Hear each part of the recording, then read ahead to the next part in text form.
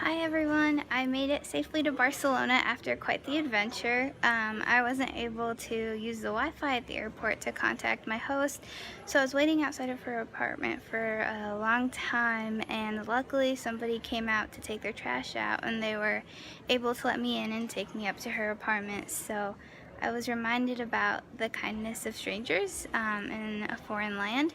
It's beautiful in Barcelona. I'll show you the view from her apartment. Here's the view from her balcony. As you can see, there's not many people out because they're probably taking a siesta.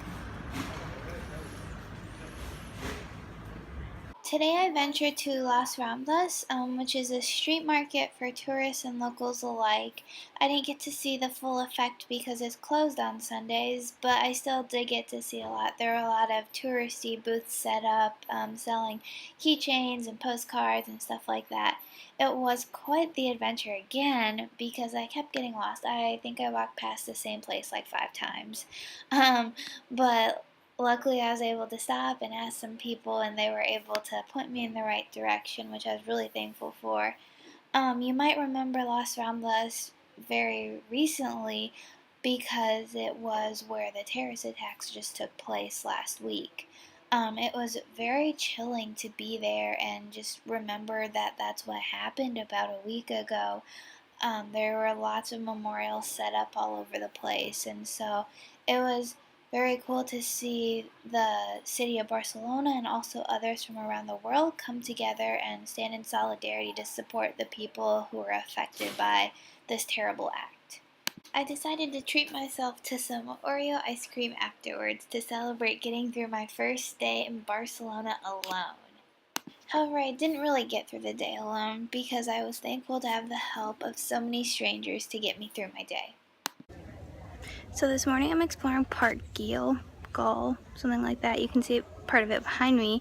And it's a beautiful park designed by Gaudi, I think that's how you say his name.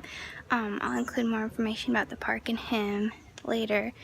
But it's this beautiful, huge park that has a lot of really intricate stonework and like glass tile work. So I'm really excited to explore more and show you guys some of it too. So apparently it's pronounced Park Güell, and now that we know that, I can tell you a little bit about it. Construction began in 1900 under the architect Antoni Gaudi, who was entrusted by Eusebi Güell, who wanted a large estate for well-off families in a healthy environment. Since there were a lot of restrictions in terms of how the estate needed to be built and designed and who could live there, the name Park comes from the selective British residential estates also named Park. So this right here is how you enter the park. It's a really big ramp with large columns that show the boldness of this residence park. These steps are what are called the monumental flight of steps, and as you can see, it's full of details with lots of gargoyles and different sculptural features. The monumental flight of steps lead to what is called the hypostyle room, which is covered with 86 striped columns. The ceiling was my favorite part. The purpose of the hypostyle room was to serve as a market for the estate, because doesn't every estate need a market? My other favorite part was the Austria Gardens because I loved seeing all the flowers.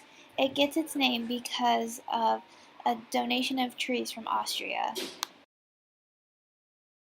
The final part of the park is the Nature Theater, or Nature Square, which was meant for open-air shows. It's held up by the hypostyle room and has a very large bench that runs around it. Next up is La Sagrada Familia, probably my favorite thing in Barcelona so far.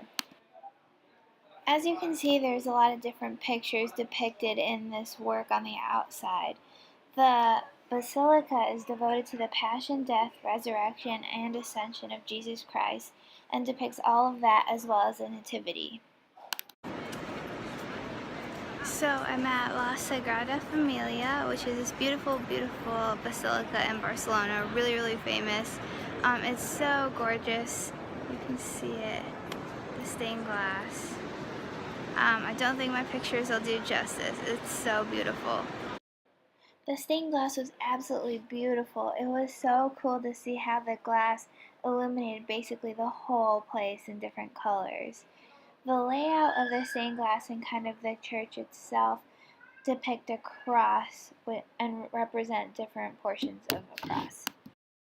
It's also really cool because they actually hold Mass in the Basilica. And, fun fact, our friend Gaudi from before is actually buried in La Sagrada Familia. I also paid a little extra and got to go up in the towers for a full view of Barcelona in the mountains. So this morning I woke up really early and took the train about an hour and a half outside of Barcelona because I'm gonna hike this. This is what I'm gonna hike. Oh boy. So I had a really hard time finding the trail. I'd printed off some directions, but they were a little tricky to follow. Luckily I ran into this really old, sweet, nice lady who was able to get me to kind of where the starting point was. She didn't speak much English, so through my little bit of Spanish and her little bit of English and some Google Translate, she was able to point me in the right direction, which was really nice of her to stop and help me.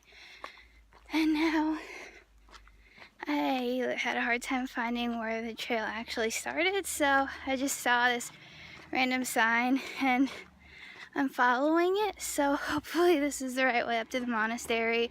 There's supposed to be strips of green, white, and red that say you're going the right direction. I saw them a little bit before I got on this path, so I'm hoping to see a couple more here soon, so that way I know I'm going the right way. But here's to hoping I get up there safe and sound and in one piece.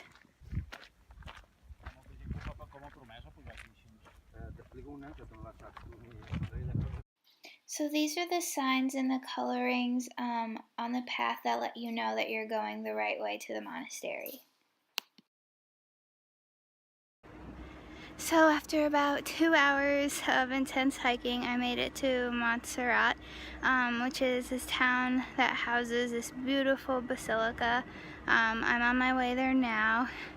It took me a while to get up here because there are a lot of different paths that ultimately met up to one great big path. I was lucky in that at first I was hiking it all alone and I was really nervous. I was the only one on the path. I didn't know if I was going the right way. But then there were 2 other gentlemen and a dog coming the same direction as me, and so I actually ended up hiking the whole way up with them, which was good because they knew where they were going and they're from the area, so they would stop and like point things out to me. It was a little nerve-wracking to go with them at first, but then I kept following the signs and I knew they were taking me to the right place, and so I ended up trusting them, and here I am. This is the outside of the monastery and the basilica.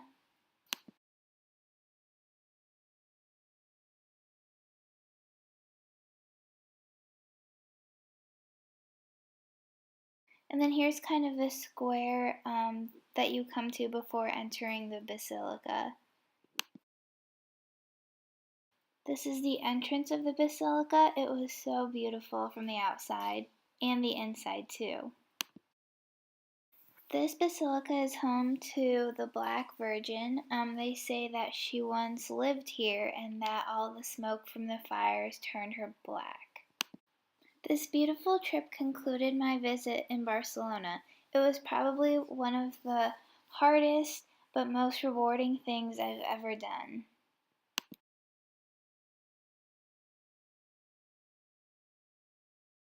I ended my day with a train ride from Barcelona to Valencia. I had a great time in Barcelona, and now I'm excited for what Valencia has in store.